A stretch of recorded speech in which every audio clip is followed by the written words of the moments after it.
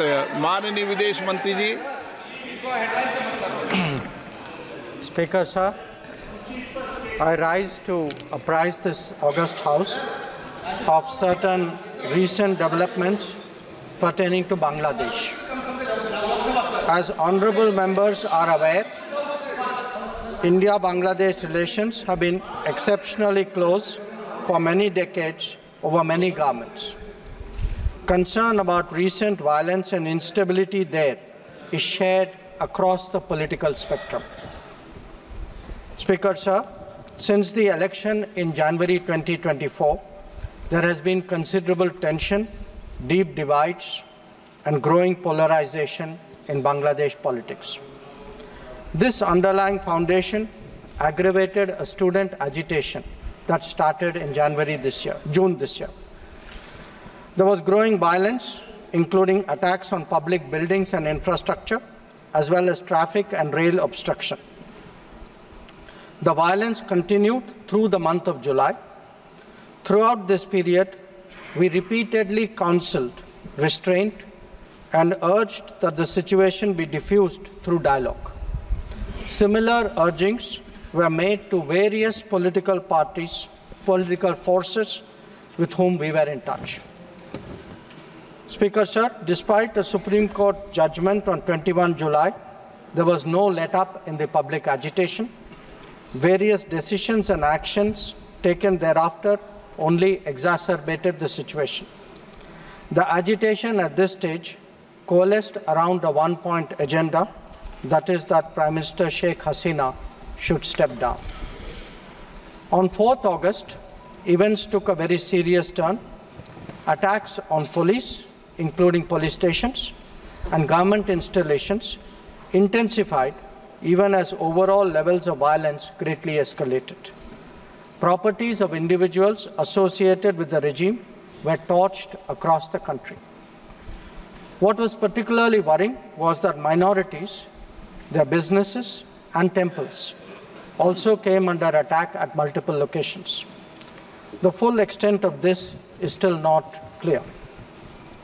Speaker, sir, on 5th August, demonstrators converged in Dhaka despite the curfew. Our understanding is that after a meeting with leaders of the security establishment, Prime Minister Sheikh Hasina apparently decided to resign.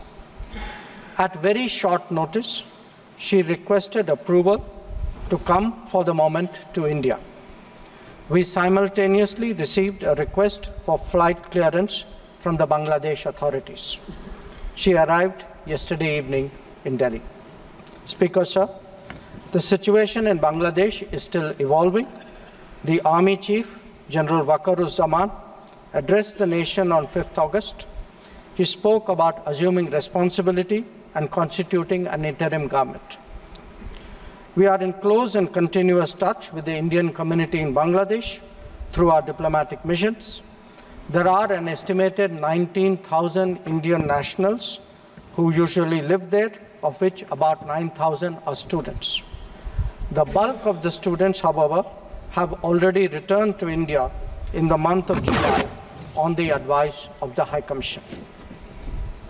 In terms of our diplomatic presence, in addition to the High Commission in Dhaka, we have assistant High Commissions in Chittagong, Rajshahi, Khulna, and Sylhet.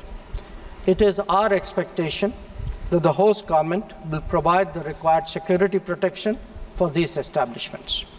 We look forward to their normal functioning once the situation stabilizes. Speaker, sir, we are also monitoring the situation with regard to the status of minorities. There are reports of initiatives by various groups and organizations to ensure their protection and well-being. We welcome that. We welcome that and will naturally remain deeply concerned till law and order is visibly restored. Our border guarding forces have also been instructed to be exceptionally alert in view of this complex situation. Speaker, sir, in the last 24 hours, we have been in regular touch with the authorities in Dhaka. This is the situation as of now.